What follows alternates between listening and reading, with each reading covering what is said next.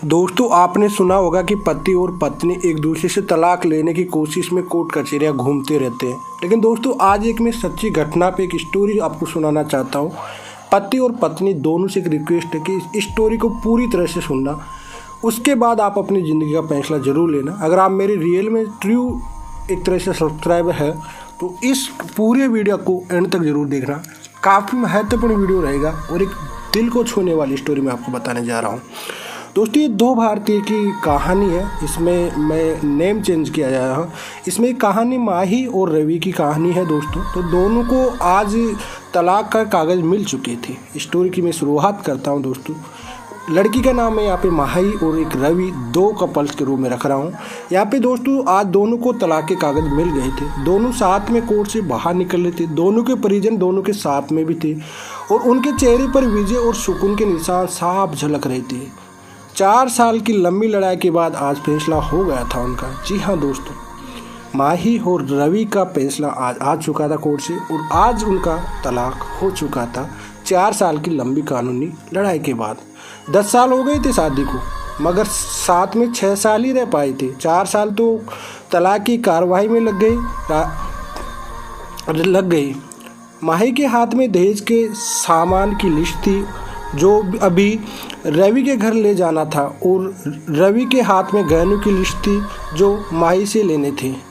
साथ में कोर्ट का ये आदेश भी था कि रवि 10 लाख रुपए की राशि एक मुक्त माही को चुकाएगा। ठीक है दोस्तों, माही और रवि दोनों एक ही टेम्पू में बैठकर रवि के घर पहुंचते हैं। दहेज में दिए गए सामान के निशानदेही माही को करानी थी, इसलिए 4 वर्ष बाद ससुराल जा रही थी। आखिरी बार बस उसके बाद कभी नहीं आना था उधर। सभी परिजन अपने अपने घर जा चुके थे। बस 3 प्राणी बचे थे, रवि, माही और माही की माताजी। रवि घर में अकेला नहीं रहता था। माँ बाप और भाई आज भी उनके गांव में ही रहते थे। माही और रवि का इकलौता बेटा जो अभी 7 वर्ष का था। कोर्ट के फैसले के अनुसार बालिग होने तक वह माही के पास ही रहेगा। रवि महीने में एक बार उससे मिल सकता है।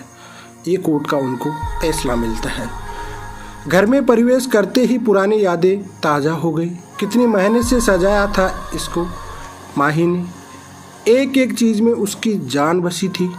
सब कुछ उसकी आंखों के सामने बना था। एक एक ईंट से धीरे धीरे बनते घरौंदे को पूरा होते देखा था। उसने सपनों का घर था उसका। कितनी शिद्दत से रवि ने उससे सपनों को पूरा किया होगा। रवि थका हारा सा सोफे पर पसर गया। बोला, ले लो जो कुछ भी चाहिए, मैं तुम्हें नहीं रोकूंगा। माही ने अब गौर से रवि को देखा। 4 साल में कितना बदल गया। बालों में सफ़ेदी झांकने लगी। शरीर के पहले से आधा रह गया। 4 साल में चेहरे की रौनक भी गायब हो चुकी थी। वह स्टोर रूम की तरफ बढ़ी जहां उसे दहेज का अधिकतर सामान पड़ा था। सामान ओल्ड फैशन का था, इसलिए कबाड़ की तरह स्टोर रूम में डाल दिया था। मिला भी कितना था उनको दहेज में। प्रेम विवाह, लव मैरिज जो थी दोनों का। घर वाले तो मजबूरी में दोनों के साथ हुए थे। प्रेम विवाह था तभी तो नज़र लग गई किसी भी, क्योंकि प्रेमी जोड़ी को हर कोई टूटता हुआ देखना चाहता है। बस एक बार पीकर बह गया था रवि। हाथ उठा बैठा था उस पर। बस वो गुस्से में मायके चली गई। फिर चला था लगाने सिखाने का दौर। इधर न रवि के भाई भाभी और उधर माही की माँ नौबत कोर्ट तक पहुँच गई और तलाक हो गया। न राधिका लौटी और न रवि लाने गया। अब माही की माँ बोली, कहाँ है तेरा सामान? इधर तो नहीं दिखता, बेच दिया होगा इस शराबी ने। माही की बोली, चुप रहो माँ। माही को न जाने क्यों रवि को उसके मुंह पर शराबी कहना अच्छा नहीं लगा। फिर स्टोर रूम में पड़े सामान को एक एक कर लिस्ट में मिलाया। बाकी कमरों से भी लिस्ट का सामान उठा लिया गया। माही ने सिर्फ अपना सामान लिया, रवि के सामान को छुआ भी नहीं। फिर माही ने रवि को गहनों से भरा बैग पकड़ा दिया। रवि ने बैग वापस माही को दे दिया। रख लो, मुझे नहीं चाहिए, काम आएंगे तेरी मुसीबत में। जी हाँ, पति और पत्नी का ये साथ होता है कि रख लो। पति का ही सामान था, पति के ही जेवर थे, लेकिन उसने कह दिया कि रख लो, आपको काम आएंगे मुसीबत में। लंबी है आपकी ज़िंदगी अभी तो। गहनों की कीमत लगभग 15 से 20 लाख की थी। क्यों? माही बोलती है, कोर्ट में तो तुम्हारा वकील कितना दफ़ा गहने गहने चिल्ला रहा था। रवि बोलता है, कोर्ट की बात कोर्ट में ख़त्म हो गई माही, वहाँ तो मुझे भी दुनिया का सबसे बड़ा बुरा जानवर और शराबी साबित करने में तुम, माँ बाप और सभी मिलकर लगे हुए थे। कोर्ट की जो बात थी वो कोर्ट में ही ख़त्म हो गई। तेरा साथ भी आज से मेरा छूट चुका है, लेकिन आगत में तेरी ज़िंदगी बड़ी कठिन होगी। इस वजह से तुम ये जेवरों से भरा सामान और 10 लाख रुपए दोनों ले जाओ। पति का दिल रो रहा था, जानती था पति, क्योंकि पति और पत्नी का जो रिश्ता होता है एक दूसरे के अर्धांगिनी के बोला जाता है, क्योंकि एक दूसरे के शरीर से बनते हैं। हस्बैंड और वाइफ होते हैं ना, पति और पत्नी होते हैं ना, वो पूरे कंप्लीट दोनों की बॉडी से ही बन पाते हैं। इसका मतलब ये मत सोचा करो कभी कि क्या पति पत्नी अलग अलग होते हैं। अर्धांगिनी पत्नी को क्यों रूप दिया गया है जानते हो दोस्तों? पूरा शरीर तब बनता पति, पूरा पति जब बनता है इंसान जब पत्नी उसके साथ होती है। ठीक है, गहनों की कीमत थी जो भी बता दिया मैंने। हरी चिल्ला रहा था वो, कोर्ट में तुम्हारा वकील तो चिल्ला रहा था, कोर्ट की बात को कोर्ट में ही ख़त्म कर दिया, वहाँ से चले गए। रवि बोला कि दुनिया का सबसे बुरा जानवर शराबी साबित किया। सुनकर माही की माँ ने नाक को चिढ़ा ली, नहीं चाहिए, वो 10 लाख भी नहीं चाहिए।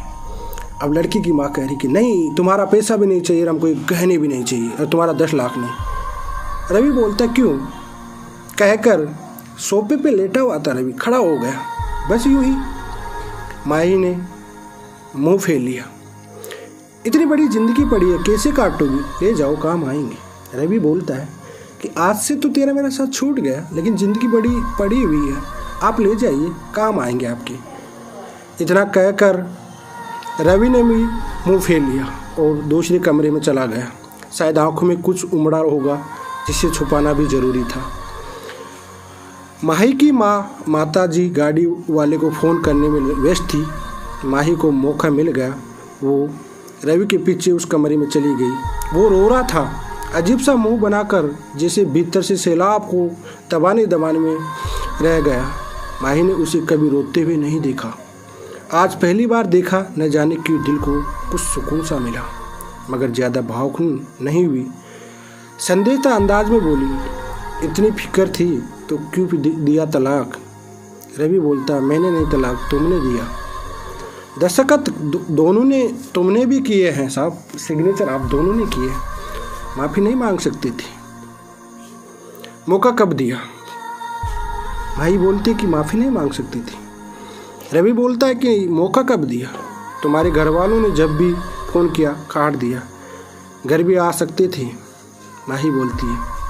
रवि बोलता है, हिम्मत नहीं थी। माही की माँ गई, वो उसका हाथ पकड़कर बाहर ले गई। अब क्यों मुँह लग रही हो? कहने लगी, अब क्यों मुँह लग रही हो? इसके अब तो रिश्ता भी तुम्हारा ख़त्म हो गया। माँ बेटी बाहर बरामदे में सोफे पर बैठकर गाड़ी का इंतज़ार कर रही थी। माई के भीतर भी कुछ टूट रहा था, दिल बैठा जा रहा था। वो सुन सी पड़ती जा रही थी।